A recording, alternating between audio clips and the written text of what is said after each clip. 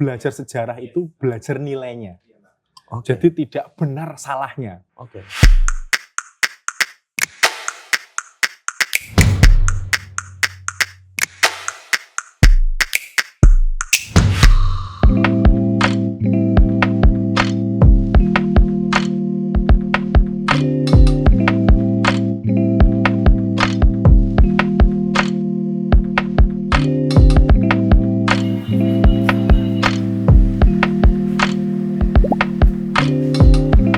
Halo teman-teman, kali ini saya akan mewawancara seorang sejarawan muda dari Lasem, Mas Iksan. Siapa jeneng kamu? Iksan Ali Setionugroho. Iksan Ali Setionugroho yang menulis buku Dasun, Jejak Langkah dan visi kemajuannya. Buku yang luar biasa. Saya kemarin baca sekilas. San, kamu kok kepikiran membuat buku itu? Pertama karena saya kelahiran Dasun. Dasun asli ya? Asli Dasun, saya lahir di Desa Dasun, Kecamatan Lasem, Kabupaten Rembang. Artinya ada semangat emosional, ada semangat itu. Kemudian yang kedua, kebetulan saya selama 5 tahun belajar sejarah di UNES, S1 saya di UNES sejarah. UNES itu Universitas Negeri Semarang, Semarang. Ya? Artinya ada tanggung jawab secara intelektual, jadi tanggung jawab emosional karena saya adalah warga Dasun dan lahir di Dasun. Kemudian tanggung jawab secara intelektual, saya pernah belajar sejarah itu. Jadi itu yang kemudian menjadi pelengkap mengapa saya harus bisa menyelesaikan buku itu. Berapa tahun tuh bikin buku itu? Kalau dimulai itu tahun 2016. Baru selesai kemarin akhir tahun 2020, jadi sekitar 4 tahun. Luar biasa. Sekitar 4 tahun. Jadi prosesnya lama karena memang karena pada saat itu saya juga belum lulus ya Mas Putut ya. Saya belum lulus kuliah sehingga perhatian masih terpecah. Jadi ada skripsi, kemudian ada penyusunan data tentang Dasun. Jadi mungkin sedikit molor. Tapi alhamdulillah tahun 2020 kemarin karena memang didukung penuh oleh Bapak Kepala Desa. Iya, dan Bapak ini Kepala mungkin Desanya Pak Jarwo ya. Dan ini mungkin satu-satunya buku yang didanai dana desa di Rembang. Di Rembang maksudnya. Mungkin di tempat lain ada ya teman-teman. Ya. Ini buku yang kebetulan percetakannya nyetaknya itu didukung oleh desa sehingga bisa dicetak kemudian dibagikan kepada warga. Dan Iksan itu sekarang berbakti pada desanya juga sebagai sekretaris desa. Dulu istilahnya Care ya. Iya. Kamu sering nggak dipanggil Pak Care gitu? Sering Mas. Biasanya Mas Care. Kamu kok memutuskan jadi Care? Iya, itu dari pendataan itu. Jadi 2016 itu saya melakukan pendataan tentang Dasun karena memang saya tahu bahwa Dasun itu memiliki sejarah tentang galangan kapal. Kemudian saya mencoba dengan teman-teman mencoba untuk pendataan di desa, sehingga secara tidak langsung itu ada poin pengabdian ternyata Mas. Ada poin pengabdian di desa. Saya bawa kamera ini seperti Mas Putut ini saya ke warga Dasun yang saya rasa bisa untuk saya ambil datanya untuk beliau ngomong tentang sejarah desa. Baik itu sejarah tentang beliau menjadi saksi pekerja galangan kapal, sampai beliau ada orang yang misalnya pengabdian sebagai kepala desa dan keluarga kepala desa, karena di salah satu bab buku saya itu ada sejarah kepala desa dari masa ke masa. Jadi Dasun itu ketika visi kemajuannya tanpa meninggalkan kepala desa yang lain. Sorry, tadi kamu bilang masih ada saksi-saksi orang yang hidup waktu kamu ambil data. Pada saat saya mewawancarai beliau, kalau nggak salah 1 Muharram tahun 2016. Beliau ini siapa? Mbah Darmo Darman namanya. Darmo Darman. Tapi sayangnya setahun yang lalu beliau meninggal. Meninggal dunia. Jadi pada saat itu beruntungnya saya sudah pernah mewawancarai beliau. Oke. Beliau memberikan gambaran tentang Dasun tempo dulu ketika beliau menjadi pekerja gelang kapal zaman Belanda maupun zaman Jepang di desa Dasun itu. Oke. Semacam itu. Bisa cerita nggak lebih detail San ya? Galangan kapal itu kenapa ada di Lasem, sejak kapan, dan kalau nggak salah kan periodenya itu dari sejak 1700 ya? Iya. Jadi gini Mas, ada literatur sumber yang kemudian dapat dipercaya bahwa galangan kapal di Dasun, di Lasem ini itu ada sejak zaman Majapahit. Sejak zaman Majapahit. Ketika Lasem menjadi salah satu kerajaan bagian dari Majapahit.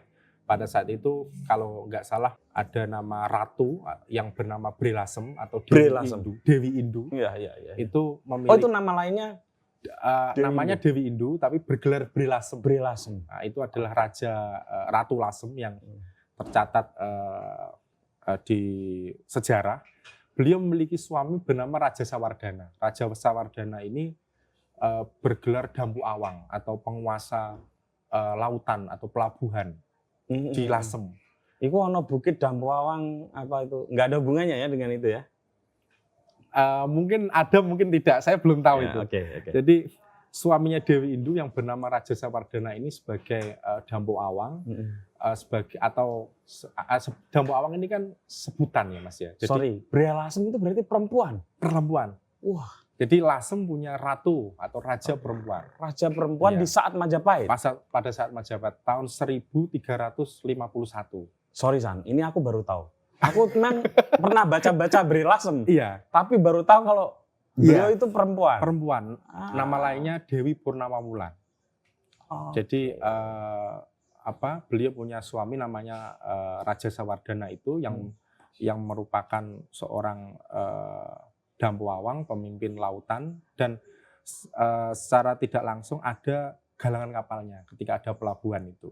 Dan galangan kapalnya ada di Dasun. Nah, kenapa di Dasun? Kenapa di Lasem?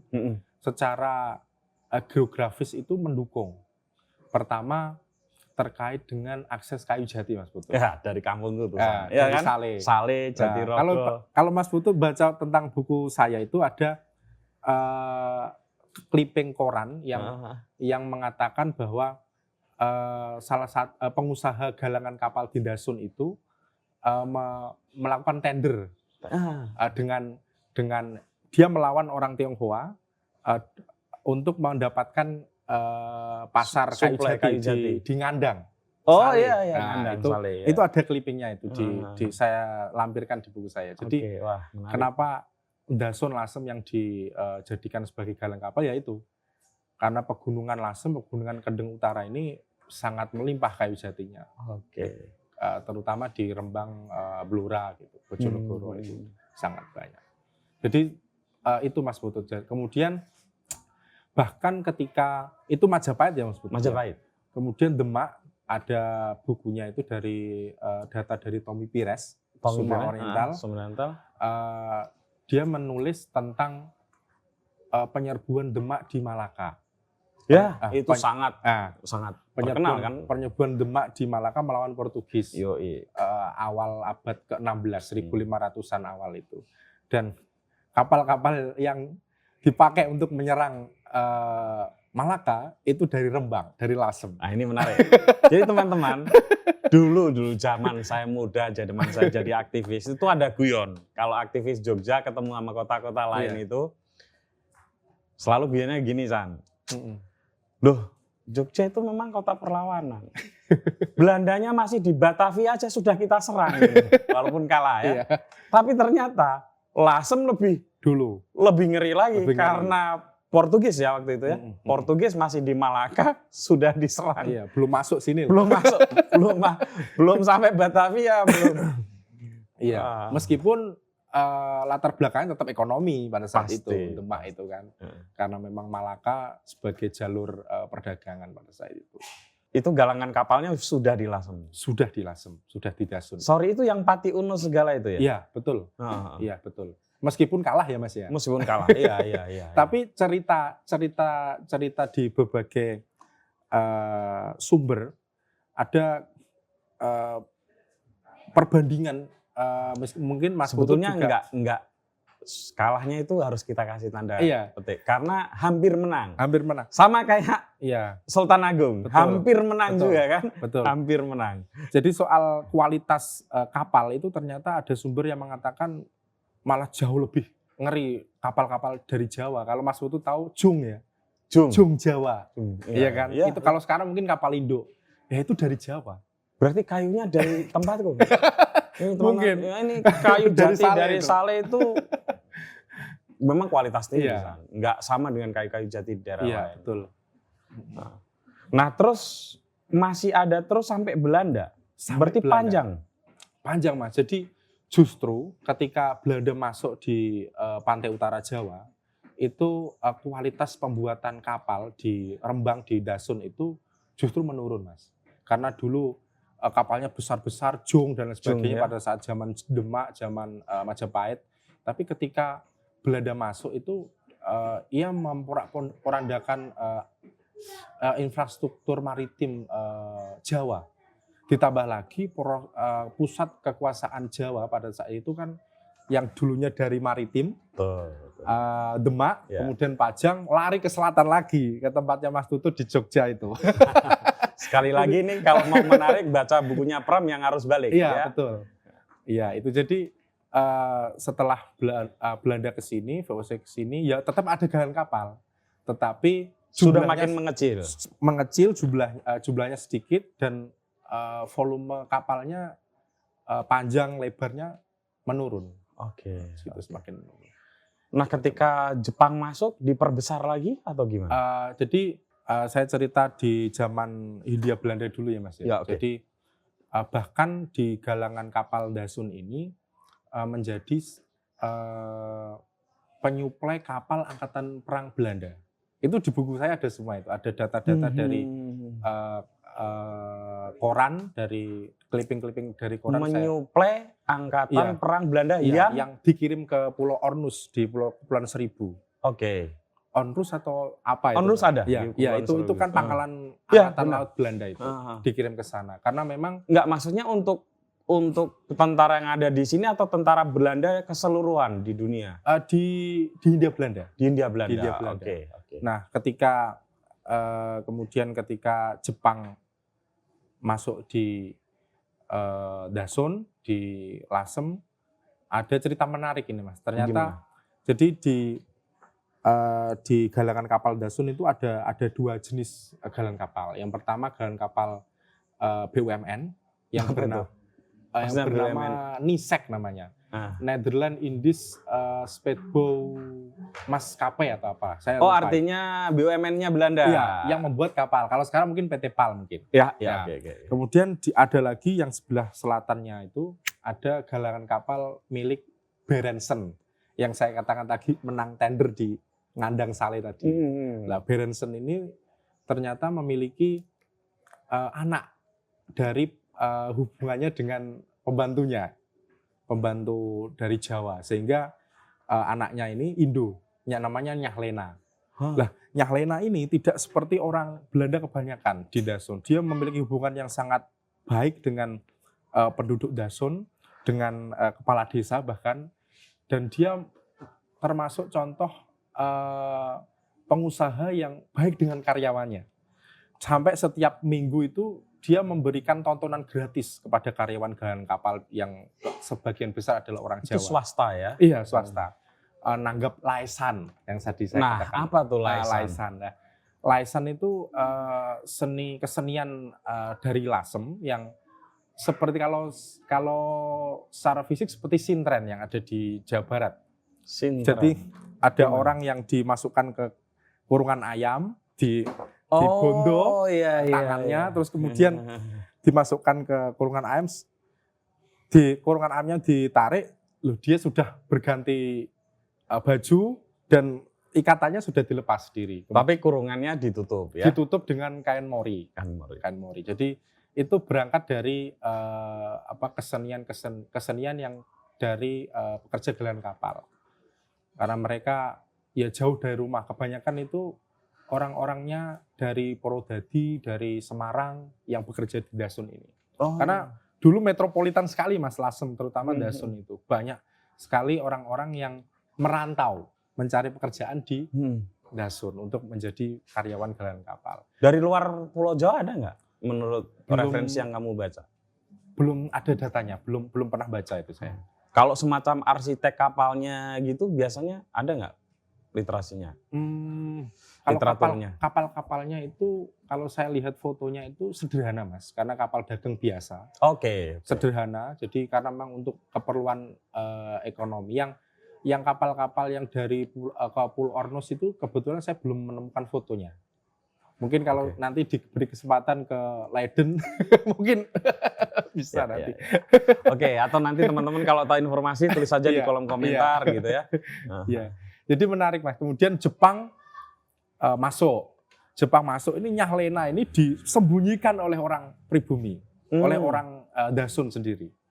Karena dia adalah Sorry, Nyahlena ini kebangsaannya berarti apa? Indo. Dia Indo dia ya. anaknya Berensen tadi, pengusaha galangan kapal.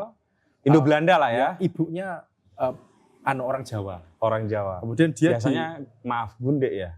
mungkin Ya. ya. Jadi Nyahlena ini disembunyikan oleh orang Jawa, orang di Dasun untuk menghindari serangan dari Jepang. Yang sebetulnya Nyahlena sudah membakar galangan kapalnya agar nanti tidak dikuasai oleh Jepang. Oke. Tapi ternyata Jepang malah membuat galangan kapal lebih luas lagi. Gitu ya. Iya, sampai 44.000 karyawan. 44.000 karya. Iya. Itu kapal-kapal untuk apa Jepang itu? Ya untuk perang Pasifik. Pasal perang Pasifik. Iya, karena memang Jepang sudah diembargo.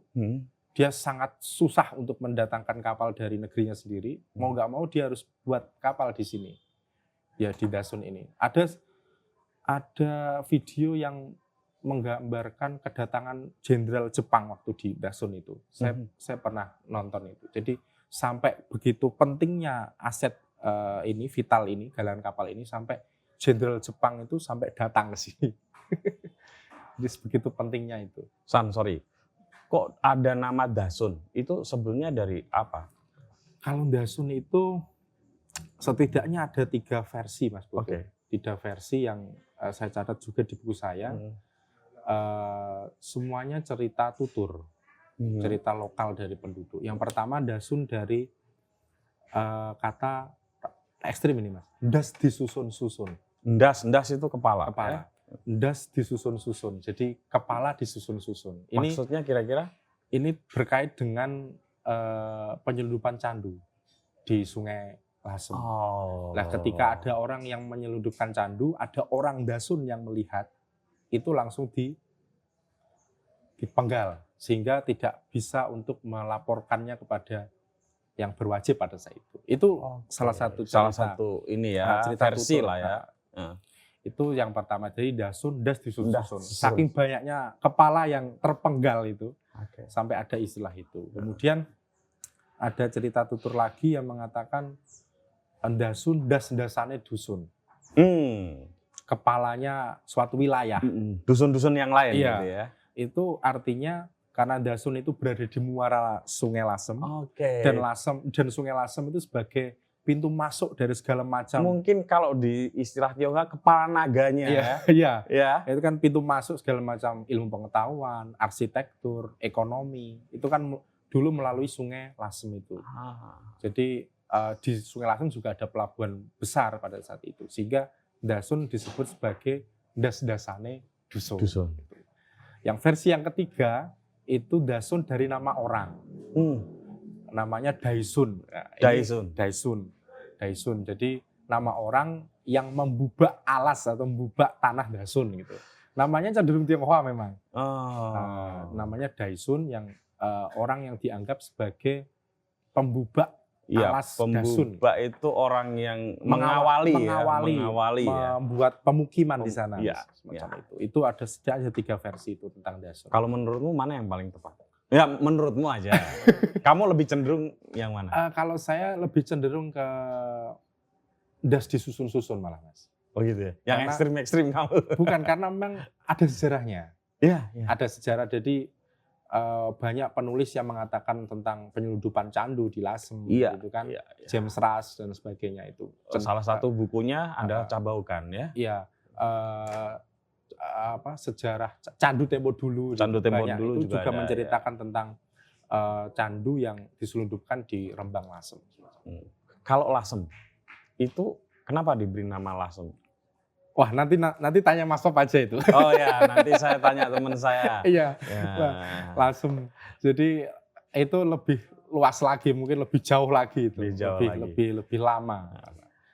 Terus kenapa sejarahnya warga berbagai etnis ya? Bener nggak sih Lasem itu dulu dari Campa itu kebanyakan?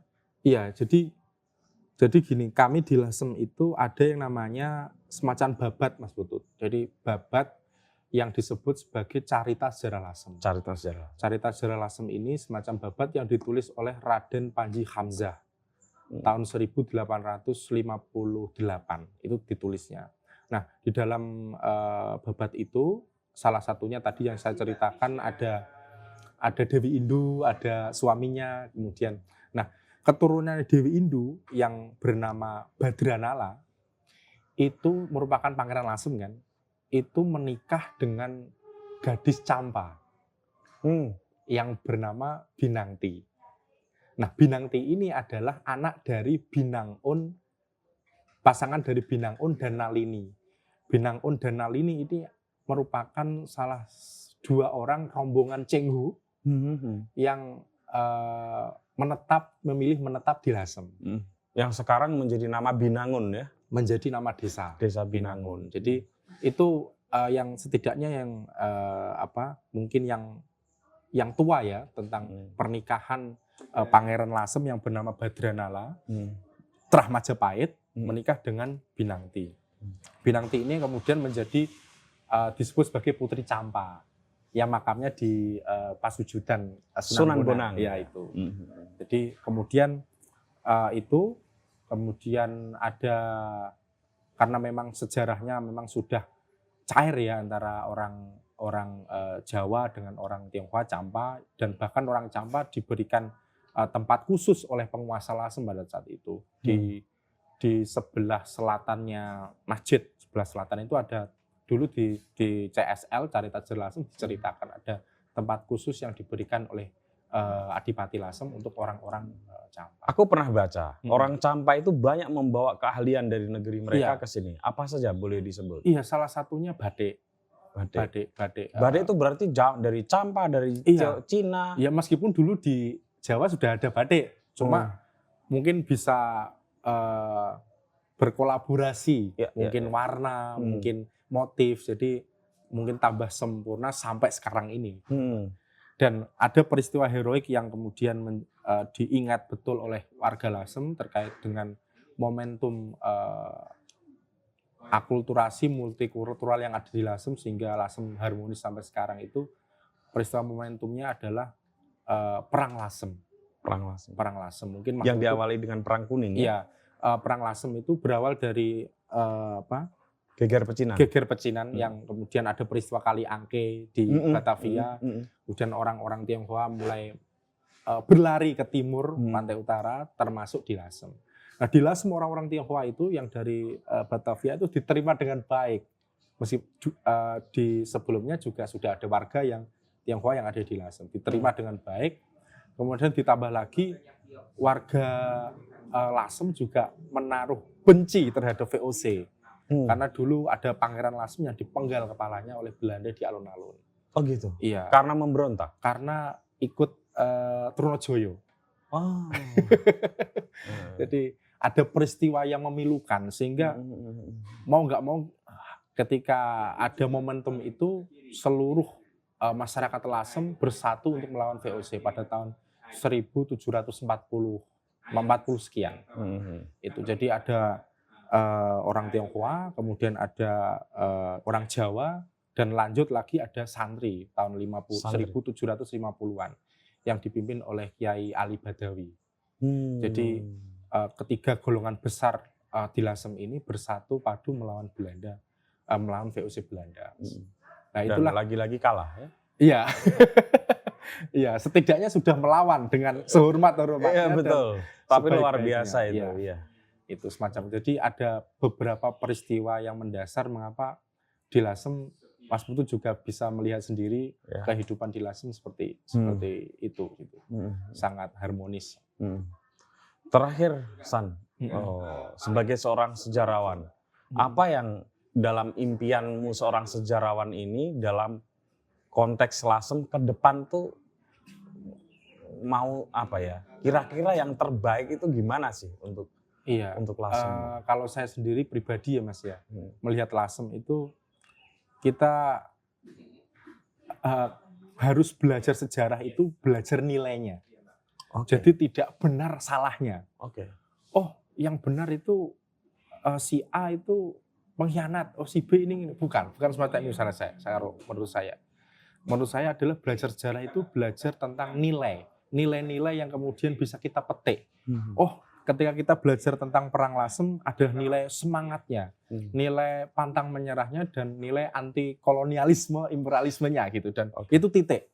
Tidak sampai kita itu ternyata bohong cerita, tidak. Jadi tidak ngomong benar dan salah kalau menurut saya. Yaitu tentang nilai-nilainya. Itu yang pertama. Kemudian yang kedua, ketika nanti Lasem, karena Lasem ini ke depan kan insya Allah akan ditetapkan sebagai kawasan cagar budaya nasional oleh Kementerian Pendidikan dan Kebudayaan. Amin. Ya mohon doanya Mas Putut nanti akan secara tidak langsung akan menjadi magnet tersendiri untuk pertumbuhan ekonomi dan sebagainya. Karena ketika kita melestarikan suatu bangunan yang ada di Lasem ya mau nggak mau masyarakatnya ini harus sejahtera gitu. Betul. Ya kan? Betul. Jadi ketika rumah-rumahnya, bangunan-bangunannya itu lestari, kalau masyarakat tidak sejahtera sama aja. Artinya semoga nanti bisa membawa keberkahan dan meningkatkan ekonomi yang ada di masyarakat Lasem tanpa merusak heritage atau pusaka yang ada di Lasem. Jadi itu kita harus mendukung penuh nanti perjuangan Lasem. Nanti kalau bisa mimpi kita bersama Lasem menjadi kota pusaka dunia oleh UNESCO nanti bisa nyaingi Sawah Lunto. Saya kira bisa. Saya kira bisa ya. Itu. Sebagai orang yang menghabiskan banyak sekali waktu remaja di Lasem, betul Mas. Saya kira bisa. Harus kita dukung. San, ini ada yang menarik nih. Iya. Aku kan sejak remaja minum kopi lelet. Bahkan di Rembang pun belum ada, di Saleh belum ada. Dulu hanya di Lasem. Iya. Padahal kita tahu bahwa Lasem ini nggak ada perkebunan kopi. Iya. Konsumsi kopinya itu tinggi dan kayaknya sudah lama. Bisa nggak cerita? Kira-kira kenapa sih gitu? Iya. Ditambah karena memang kondisi sejarah yang ada di Lasem orangnya sangat guyup ya Mas ya. Orangnya guyup, orangnya egaliter gitu kan. Artinya cocok sekali ketika ngobrol di warung dengan kopi dan itu berbagai macam etnis. Bahkan di salah satu tempat itu di warung kopi yang jual orang Tionghoa tapi banyak sekali orang, ada santri, ada kiainya bahkan ikut ngopi gitu. Artinya ternyata sejarah kopi lelet di Lasem itu juga menarik untuk dikaji. Tetapi ketika kita ngomong soal kopi lelet Lasem, yang ternyata Lasem tidak ada perkebunan kopi, ternyata ada suatu produk yang namanya kopi lelet. Kalau saya dengar dari teman itu, teman kami dan cerita tutur yang ada itu ternyata ada kaitannya dengan galangan kapal, Mas. Oh ya. Iya, galangan kapal. Dengan banyaknya pekerja kapal pada saat itu yang kebanyakan adalah orang yang merantau dari berbagai daerah di Jawa. Dan mereka kerja fisik ya? Kerja fisik. Betul. Otomatis kan ketika santai-santai kan butuh refreshing, butuh hiburan. Sehingga muncullah warung-warung yang ada di sekitar tempat barak pekerja galangan kapal itu. Jadi ada juga hubungannya dengan laisan tadi yang muncul akibat dari pekerja galangan kapal yang mengekspresikan keseniannya melalui kesenian laisan. Oke, Son, makasih banyak. Ini masih muda Pak Carik satu ini. Terima kasih, Mas. Usia berapa? 28. Oh, baru 28 tahun. Teman-teman, kalau di desa Anda ada beberapa intelektual yang mau peduli terhadap Iya. Desa masing-masing sebetulnya akan sangat menarik kalau setiap Iya. desa bisa memproduksi Betul. buku-buku seperti yang ditulis Betul. oleh Mas Iksan. Iya.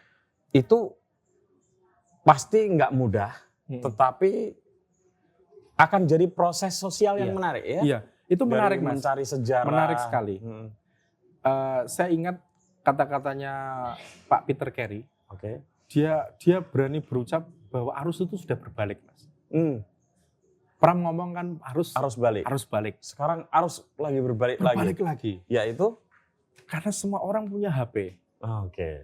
Semua orang punya HP, anak-anak kecil yang ada di desa punya HP, Ya. dan mereka mampu untuk membuat kontennya sendiri. Benar. Dan mampu membalikkan arus itu. Ya. Yang memproduksi ilmu pengetahuan yang ada di desa, sehingga nanti insya Allah lah konten-konten yang ada di ilmu-ilmu pengetahuan, konten-konten itu bisa kita kuasai kembali gitu dengan adanya misalnya setiap desa itu ada konten-konten tentang desanya, ada budaya tentang desa, ada produk-produk tentang desanya, dan terutama buku, San. Mungkin karena aku penulis ya. Lah iya, ini karena kalau buku itu ada proses sosialnya yang betul. terjadi itu panjang gitu. Betul. Anak-anak muda. Iya, apalagi sekarang mencari data itu sangat mudah, Mas Putu, di internet itu. Dan bahkan arsip-arsip Belanda itu sudah terbuka. Meskipun arsip kita masih tertutup ya. Dan yang paling penting sebetulnya adalah ini. Mengenali, anak-anak muda itu mengenali sejarah kampung mereka sendiri. Betul. Dan mumpung yang tua-tua itu masih pada hidup. Iya. Sehingga kamu beruntung tuh tetap bisa alhamdulillah saya beruntung Pak bisa Darmo Darman itu tadi. Dan mungkin beberapa yang lain ya. Iya. Oke, begitu dulu teman-teman. Kita akan lanjutkan wawancara dengan Pop. Ya. Kawan saya, sahabat saya sejak SMA.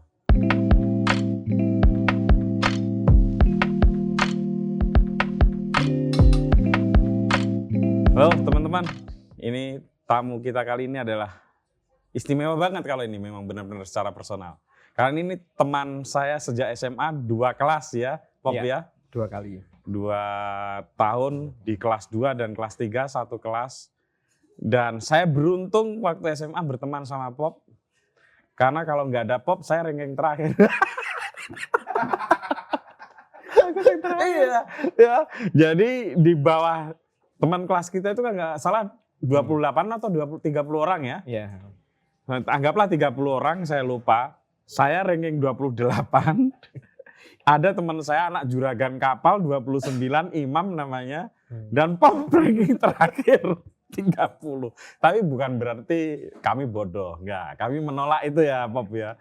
Dan kemudian pertemanan kita lanjutkan kuliah. Pop juga di Jogja, di UGM. Saya juga di UGM. Pop aktif di Teater Garasi. 2 tahun di Teater Garasi. Salah satunya di Teater Garasi ya, 2 tahun. Saya jadi aktivis. Ya udah, terus. Nah, Pop inilah salah satu orang yang sering dijadikan jujukan atau orang kalau mau tawa lasem itu biasanya menghubungi Pop. Karena saya tahu persis Pop itu orang yang sejak tahun sebetulnya seingat saya Pop, tolong nanti saya dikoreksi, itu 2000-an sekian sudah ngomongin soal pentingnya rembang dan lasem gitu. Nah, terus kemudian tahun 2000 sekiannya lagi tiba-tiba banyak orang sudah mulai mengeksplorasi lasem dan Pop tahu banyak tentang lasem bahkan daripada orang lasem sendiri. Kamu kok bisa tertarik sama lasem, kenapa bro? Aku nggak tahu Dut ya, tapi kayaknya kompleks ya. Aku kan lahir dan tinggal sampai SMA itu kan di Rembang. Yang sepertiga kota itu pecinan gitu kan. Betul. Nah, kemudian kita punya teman banyak yang dari Lasem gitu kan. Aku dari SMP itu punya teman-teman di Lasem gitu. Terus juga ada Om Santio yang filatelis itu yang membuat klub filateli, yang kemudian bikin buletin filateli, dan aku menjadi redakturnya, jadi aku sering ke rumahnya. Itu kamu SMP ya? Itu SMP. SMP loh, dia udah jadi redaktur. Buletin filateli. Buletin filateli loh. Nah aku bisa pancing welut, Pak. Neng sale kono. Terus yang lain itu kakekku 30 tahun tuh kerja di Lasem. Jadi ada situasi yang sangat kompleks, tapi kayaknya milestone-nya itu, penanda terkuatnya itu karena membaca buku Bodro Santi itu. Bodro Santi. Sepertinya. Kita pernah sowan sama-sama ke Mbah Guru ya, waktu betul. masih Sugeng ya. Ya. Mbah Guru itu bisa dijelaskan sedikit? Ya, jadi pelestari sejarah Lasem itu salah satunya itu Mbah Guru Hadi Takrib. Beliau itu di tahun 85 itu menerbitkan buku yang namanya buku Bodro Santi. Bodro Santi. Di dalamnya itu kayak ada semacam babat Lasemnya, jadi namanya itu Carito Sajarah Lasem. Nah, lewat teman kita SMA Sisus itu, kemudian kita bisa mengakses buku Bodro Santi itu, Carito Sajarah Lasem itu, dan mulai membenamkan diri dalam di cerita Lasem itu. Dan udah terus terjerumus sampai dalam sekali. Loh, dalam banget. Ini kalau Anda nanti kalau jalan-jalan sama Pop, kalau misalnya ke Lasem ya, silakan nanti kontak Pop. Di sepanjang jalan anak kecil, orang tua semua. Enggak juga. Pop, ini aku tanya yang soal kok namanya Lasem. Sejarahnya itu gimana? Iya, sepertinya agak susah dilacak. Dugaanku agak susah dilacak. Karena misalnya salah satu yang paling paham soal Lasem itu kan Mbah Guru. Nah, Mbah Guru itu bikin semacam versi atas kata Lasem itu dari gabungan dua hal. Jadi buah kamala, manisan buah kamala dan ikan bekasem. Lasem. Nah, tapi versi ini kan juga aneh gitu kan. Aneh. Jadi pada titik ini ya agak susah, menurutku pada titik ini sekelas Mbah Guru aja dia bikin versi yang agak aneh, artinya memang agak susah dilacaknya kemungkinannya. Nah, kamu itu bisa memasuki berbagai tempat yang dulu ya, kalau sekarang mungkin lebih mudah aksesnya. Susah untuk dimasuki ya, kayak misalnya rumah-rumah pecinan, beberapa tempat ya yang apa ya, yang konon agak dilindungi oleh pemiliknya. Kamu gimana sih kiatnya bisa memasuki tempat-tempat kayak gitu tuh? Agak lucu sih ceritanya. Jadi gimana? Waktu itu di awal-awal di Lasem itu kan sebenarnya banyak rumah kuno yang ditinggali oleh oma-oma, opa-opa semacam kayak gitu. Iya. Kemudian oma-oma dan opa-opa ini itu kita bermodalkan senyum aja, kemudian itu bisa masuk gitu kan. Jadi misalnya kayak opa Guan di Gang 4 gitu ya, rumah oma opa gitu. Nah itu suatu ketika aku lewat gitu, terus ada opa, dia sering nongkrong di depan gitu, suatu ketika berhenti terus tanya ke opa boleh masuk ke rumah gitu. Oh boleh, silakan masuk gitu. Ya udah masuk gitu kan. Seminggu kemudian aku bawa tamu, cuek aja bawa tamu ke situ. Boleh gitu ya. Opanya oke gitu. Semacam kayak gitu, kebanyakan kayak gitu. Terus kena dengan pegiat Lasem yang lain itu gimana? Iya, ininya. Jadi kemudian apa? Kemudian kan dari lewat buku Bodro Santi itu terus bertemu dengan teman-teman yang juga serius di wilayah Bodro Santi gitu, secara Lasem gitu. Ya kemudian banyak diskusi gitu dan lain sebagainya gitu, semacam kayak gitu. Nah biasanya nih, ini kan sebelum pandemi ya, terutama kan orang tuh banyak banget main ke Lasem ya. Yang paling mereka cari itu sebetulnya apa sih di Lasem? Apa ya? Aku juga kadang ketika sudah mulai banyak gitu, kadang aku ketawa. Terus ini orang-orang pada ngapain ya?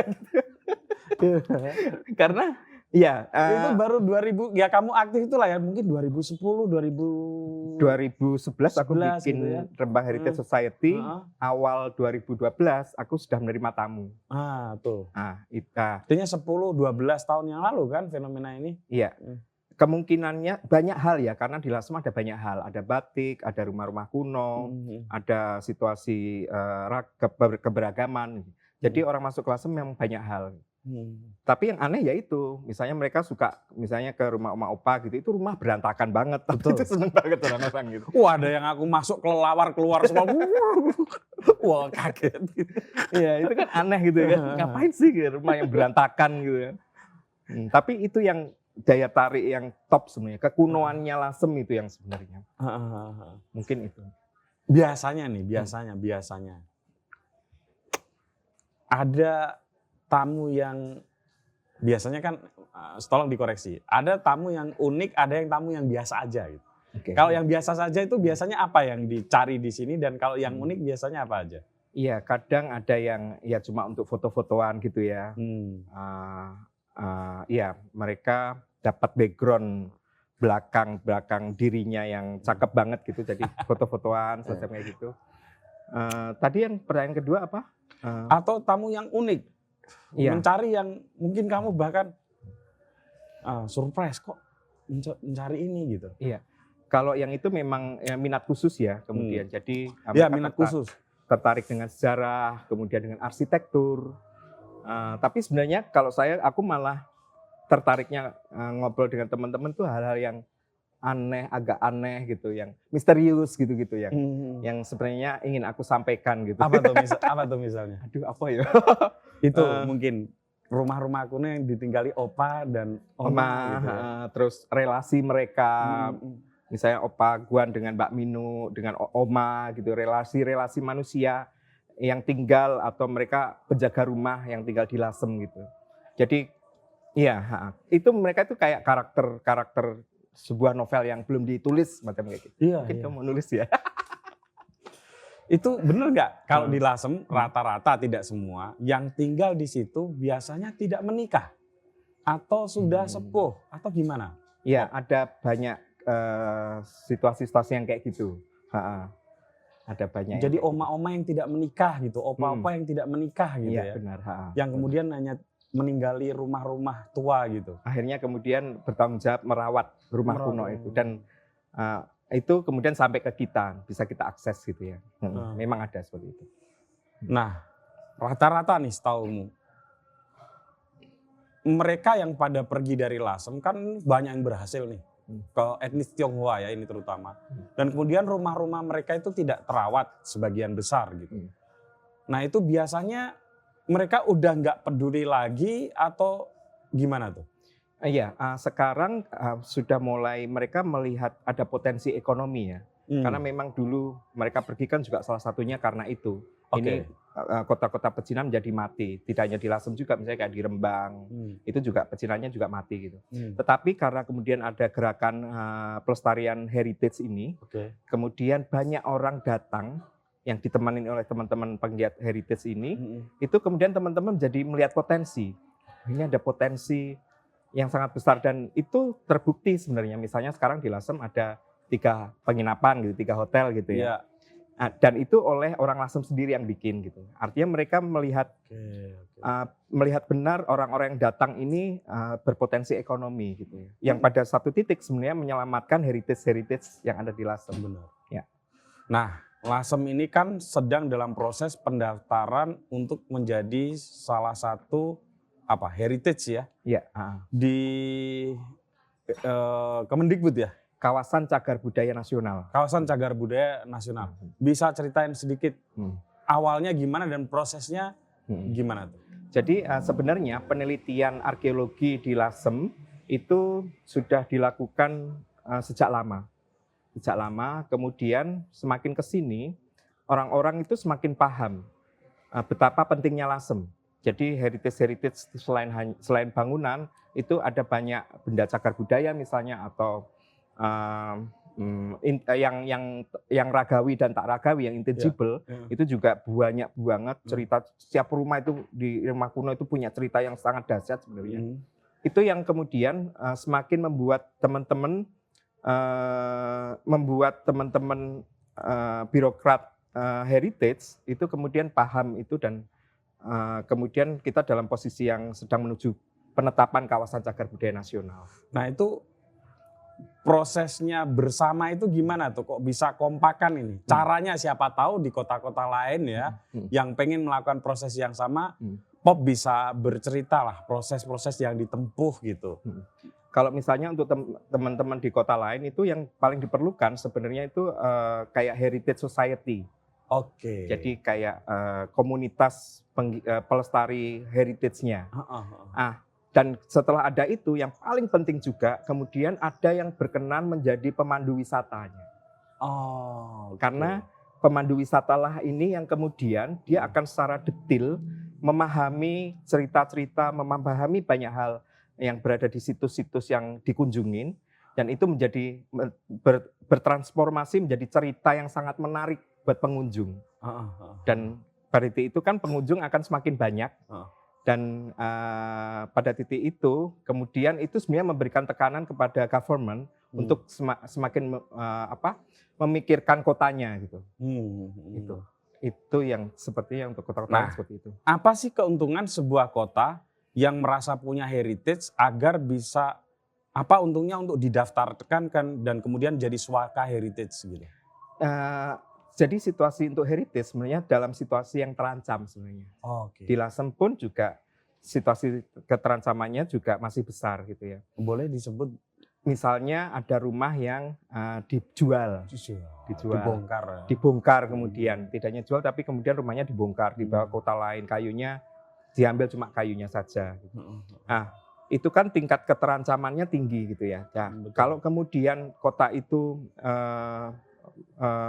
memasuki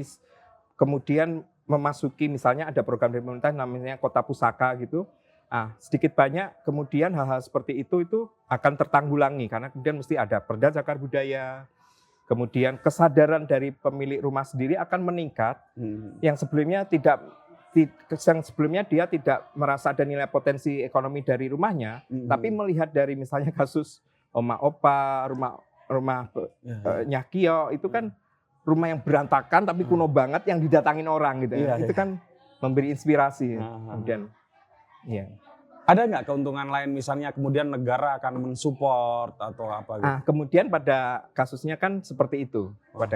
Kita punya kota heritage yang banyak banget, termasuk Rembang, Juwana, Pati, Demak, itu kan sebenarnya kota-kota heritage ya. Itu terserak ada di mana-mana dan banyak juga yang sedang dikerjakan sekarang ini.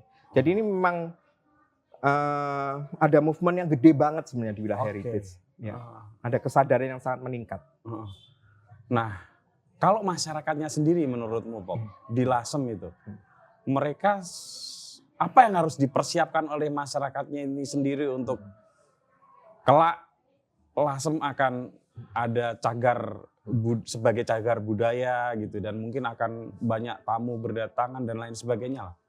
Sebenarnya pada titik ini menarik ya untuk teman-teman di Lasem itu menyiapkan diri gitu. Misalnya per keluarga itu untuk punya produk. Jadi karena itu sangat mungkin. Jadi dan produk ini konten gitu ya, produk atau konten itu bisa macam-macam. Misalnya ada satu rumah pilih Om Santio misalnya. Rumah itu puluhan tahun disewa orang dan bisa kembali ke dia, rumahnya kosong gitu. Tapi kemudian Om Santio punya niat untuk bikin museum. Nah, artinya itu kan produk kan sebenarnya. Museum itu produk. Dari rumah yang kuno dia bisa aja jual itu, tapi dia memilih untuk membuat museum. Nah, ini kan sebenarnya bisa memberi inspirasi. Poinnya adalah bahwa kalau bisa itu keluarga-keluarga ini menyiapkan diri untuk bikin produk. Misalnya kuliner, bisa konten, bisa macam-macam, bisa gila sebenarnya. Bisa aja misalnya ada rumah kuno gitu, kamu naruh di sana koleksi piringan hitam gitu, udah orang datang ke sana semua. Atau yang pernah yang kita datangin yang majalah-majalah tua. Majalah tua gitu. Satu rumah magazine aja gitu dari tahun 1920 sampai sekarang dipenuhi itu aja udah. Aku agak membayangkan itu sebenarnya. Konten rumah-rumah di Lasem itu ya yang Radiohead atau Portishead gitu ya. Nah, yang di Rembang kamu ikut ngawal nggak nih ngomong-ngomong nih? Rembang belum ya. Belum. Karena memang butuh kesadaran gitu dan juga memang harus ada yang ini ya, ada yang gerakin gitu loh. Sementara aku kan sibuk banget di Lasem gitu. Pop, ada nggak hambatan untuk menuju proses itu yang mungkin juga bisa dibagikan ke teman-teman. Biasanya ada hambatan ini gitu.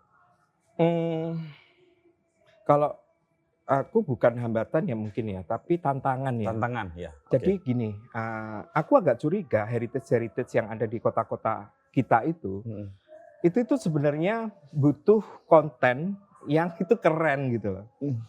Nah, itu yang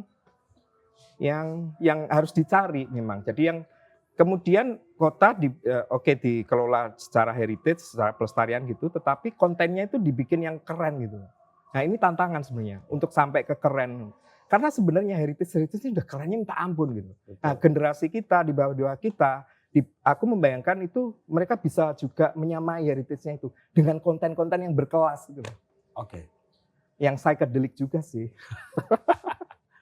Terakhir Pop, berapa hari yang dibutuhkan orang untuk bisa menjelajah berbagai hal yang sudah umum diketahui atau yang hanya remang-remang diketahui, mungkin hanya Pop dan beberapa orang saja yang tahu gitu.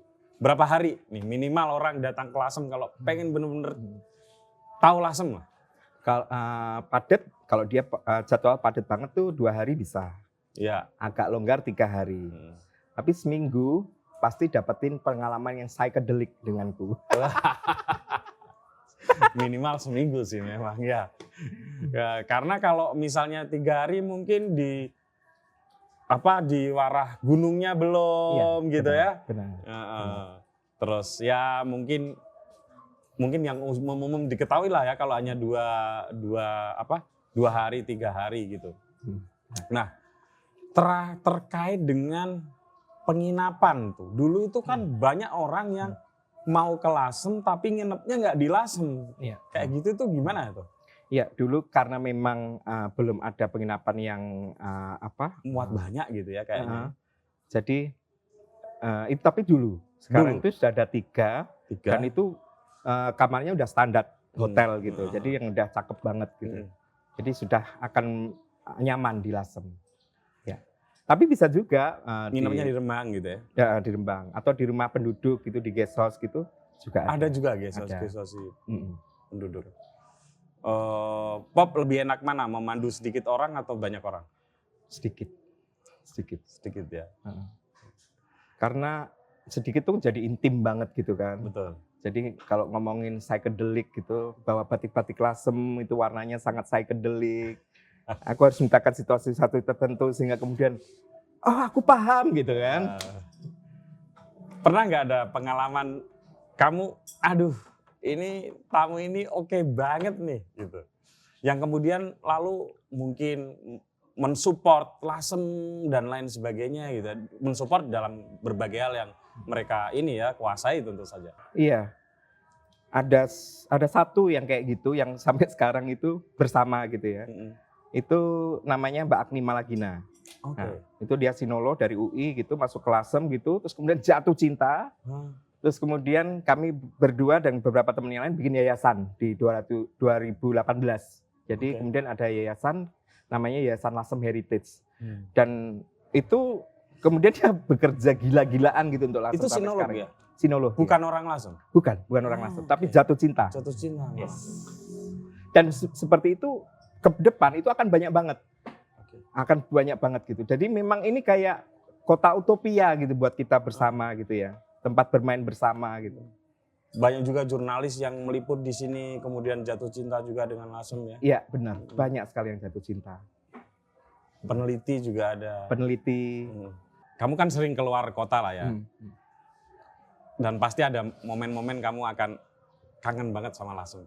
Yang paling kamu kangenin dari Lasem? Kylie Minogue, rumah oma opa, fuck, batiknya Kio, banyak banget, gila itu jadi kayak, kita benar-benar jadi delirium gitu loh. Kayak kita masuk itu kemudian campur aduk waktu, cerita, sejarah, arkeologi, antropologi gitu. Kalau Borges hidup di Lasem, dia tahu Lasem, dia akan menyebutnya Lasem itu perpustakaan yang keren gitu. Oke. Lasem itu perpustakaan yang keren. Silakan datang ke Lasem, temuin Pop, dan Anda akan tahu betapa kerennya Lasem. Terima kasih. Terima kasih Pop. Terima kasih. Thank you.